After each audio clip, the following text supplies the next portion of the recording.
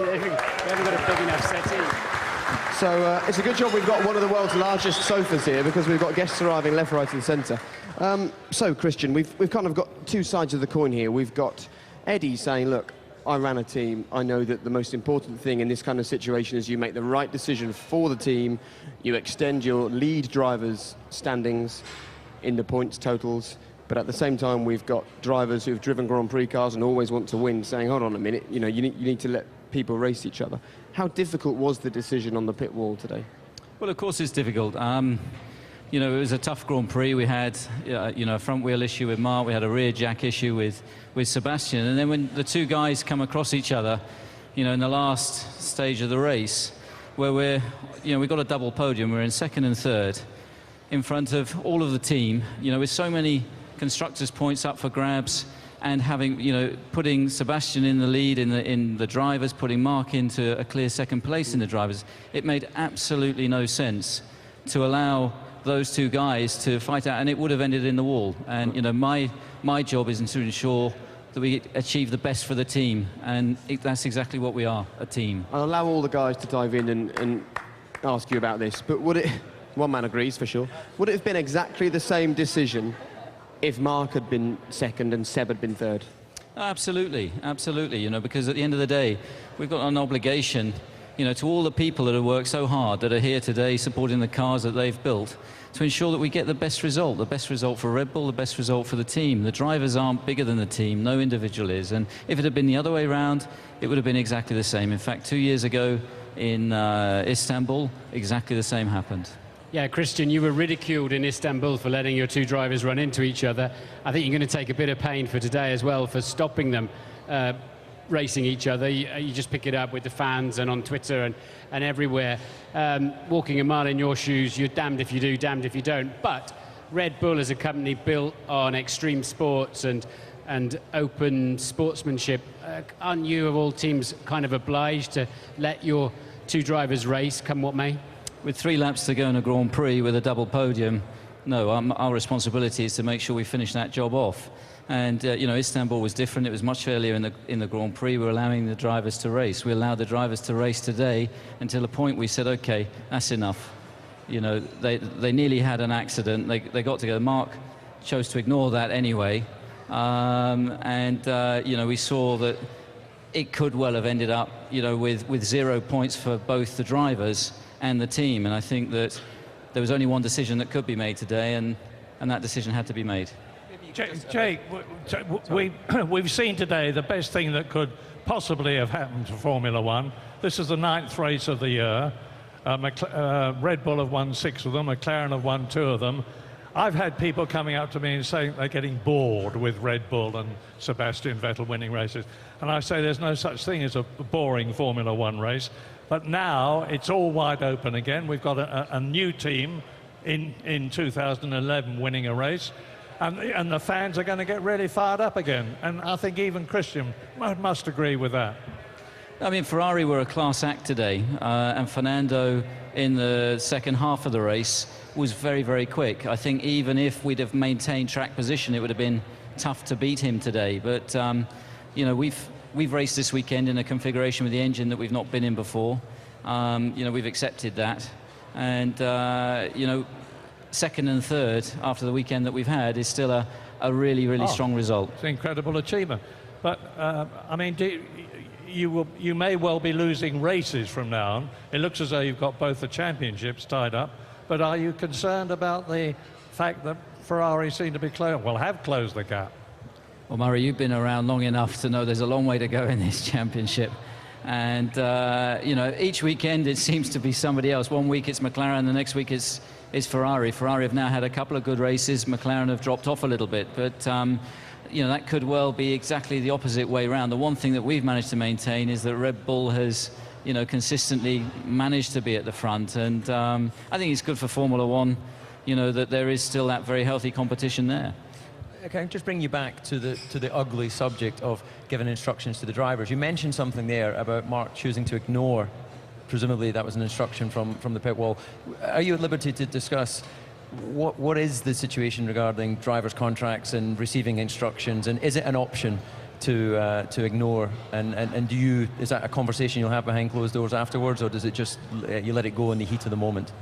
No, it's very much a conversation we'll have behind closed doors. But, you know, at the end of the day, we're a team. And the team, you know, I spoke with the drivers this morning, said the objective today is to get the most points for the team, and that it's important that, obviously, that you guys show each other respect. And, you know, we allowed them to race up to that point. We gave Mark the earlier pit stop to give him the best advantage that we could, because there's obviously, with the way these tyres work, a significant advantage to pitting earlier, which normally would go to the leading car. And we got to a situation at the end of the Grand Prix with 4 or 5 laps to go where it was very obviously heading for an accident, unless it was, okay, boys, that's enough. We've got 2 places on the podium at the British Grand Prix in front of all the guys and girls that have put so much effort into these cars. We've got 33 constructors' points, 18 for Seb, 15 for Mark. For those 3 points, was it really worth risking everything over those last 3 to 4 laps? And it gave us a brilliant finish, Dave, and then actually it gave us a brilliant first Grand Prix on the new look track with the new look pits and paddock complex. You must be happy with how today's panned out, particularly on the track during the race. Yeah, absolutely. I mean, we got a fantastic show. I think all the drivers showed why they're Formula One drivers. They showed that they're top class. There was some fantastic wheel-to-wheel action, some collisions, that has to be said, and I think it would have been very sad if it had ended up as a collision between Sebastian and Mark. But I have to speak up for drivers, Christian. I know you've got a job to do, but I think that drivers have also a license or a right, if you like, as drivers to be able to race whenever they want to, and it's their call whether they are able to manage that overtake manoeuvre on their teammate without taking him off or not. And I think that the fans want to see racing. So I think there's some discussion that needs to happen in the sport about how you manage that, because I understand the investment, I understand the commitment and the work and the time and everything, but ultimately you can't stop racing drivers racing each other.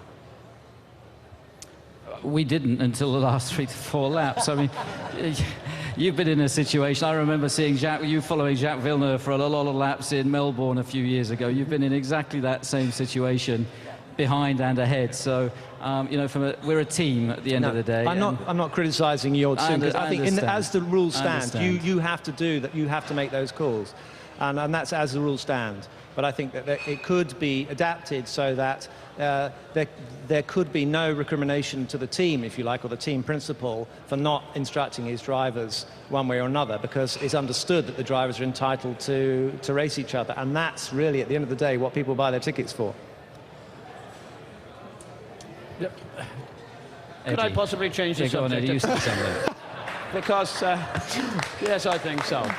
Go on then. Damon, congratulations to Silverstone and you, the president. Hang on, didn't you tell Ralf Schumacher something when he was... You meant, actually, you know, I didn't bring this up. On the way up here, Damon admitted that he instructed me to tell Ralph not to pass him, that he wanted to win his first Grand Prix for Jordan, which is quite normal and quite correct, and I admire him for doing that, because that's exactly what I did do.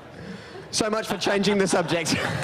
I want to say, whose decision was it to allow the fans onto the circuit? Because for me, that was really a cool touch, and because they need to be able to understand it was the last race. It was a magnanimous decision, and we enjoyed it, because very seldom we see that. That was my decision. You actually made that decision. No, it's important. It's important to understand why we exist, and those images are very, very important. The people have to be able to celebrate a victory. At the moment, we haven't got a grandstand down there where there should be one. At the moment, we're still going to work on that one, but there have been great images in places like Monza with the fans coming on and being able to get round and see the guys that are winning and spraying the champagne and stuff. Damon, this Silverstone transformation has happened on your watch. You must be gigantically proud, but I know there's things still to do. What do you have in mind? Can I just say, it was not entirely my decision. I did suggest it should be a decision, so I'm not taking all the credit. But now I've forgotten the question, Murray. Well, this is the politician side of Damon. Silverstone has been transformed in terms of facilities, but I know you still haven't finished in terms of things you want to do to make it even better? What are those things? Well, I think it's important to try and get a congregation, try to get as many people. I mean, when the first early parts of the race, when Lewis and Jensen were going for places, the place erupted, you know? And it's much better if you've got lots of people in one place because you get more atmosphere, like in a football stadium. So we need to build up these grandstands. We need to get more grandstands around the corners where people can see most of the circuit and see the pit stops. Okay, perfect. Thank you very much for that. I think we'll have to leave it there for now. Please put your hands together for Christian Horner and Damon Hill, everybody. Christian, thank you very much.